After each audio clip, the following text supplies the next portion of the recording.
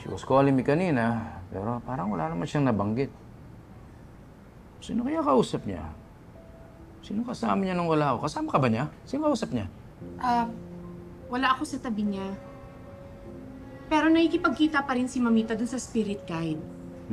Ang feeling ko may kinalaman yung spirit guide na yun sa nangyari kay Mamita. Baka kung ano-ano sinabi niya at dinamdam yun o sineryoso ni Mamita. Kaya ayan, naapektuhan siya. Kaya siya na-stroke. I don't think so. You know, she's a very sensible person. Hindi naman basta-basta makikinig sa mga spirit guide yun. Pero nagluluksa pa rin si Mamita hanggang ngayon. Madali siyang maapektuhan ng mga bagay na may kinalaman kay Vince. Eh baka sinabi ng spirit guide na yun kay Mamita na masama ang loob ni Vince sa kanya nung namatay siya. Kaya yan. Sumama din ang loob ni Mamita. Ay, hindi na nga ako dapat na pumayag na makipagkita dyan sa mga spirit guide na yan eh. Nakita mo, ganito pa nangyari. Gusto ko lang sana magkaroon siya ng closure. Magkatapos yan, ito nangyari sa kanya ngayon.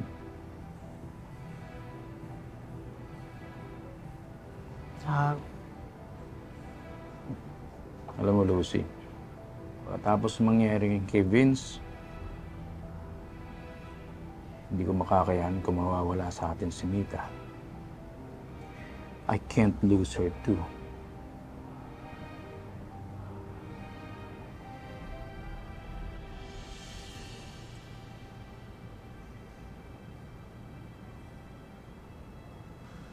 Tahan na, huwag ka nang umiyak ha. Huwag ka nang malungkot. Ikukuha lang kita ng tubig ha. Dito ka lang. Babalik ako kagad.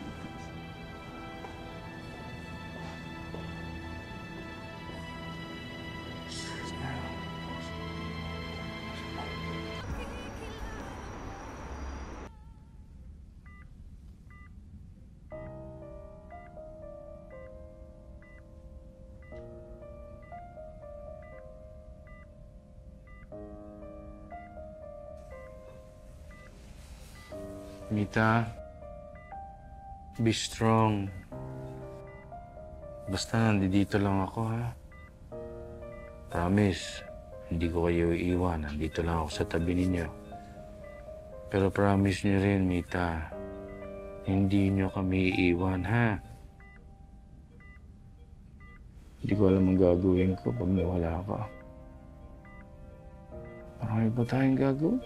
Marami pa tayong kwentuhan. Marami pa tayong pupuntahan. Si Jessica. Gusto kong makita mo lumalaki si Jessica.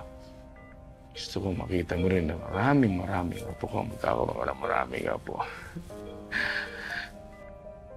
Basta, babang ka ha. Babang ka, Mita.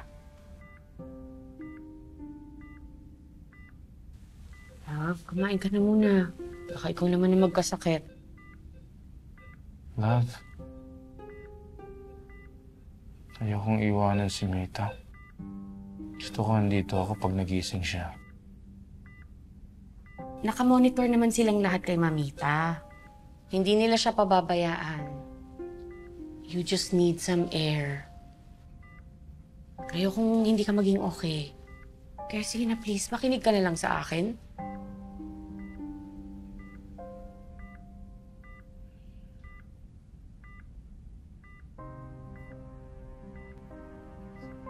Mita, dito ka muna.